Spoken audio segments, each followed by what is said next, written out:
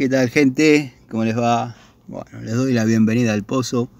Nuevo video de Siciliano en su taller. Si bien no estoy en el taller, obviamente, pero bueno, acá logré localizar el caño cloacal completamente desfavorable para donde yo lo necesitaba tener.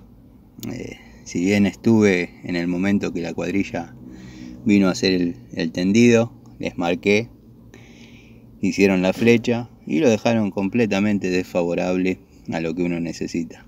Así que bueno, no es la primera vez que pasa.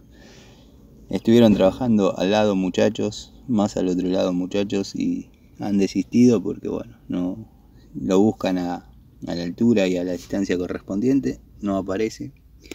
Así que nada, acá hice el túnel, estoy bastante profundo y lo encontré. Así que nada, los dejo.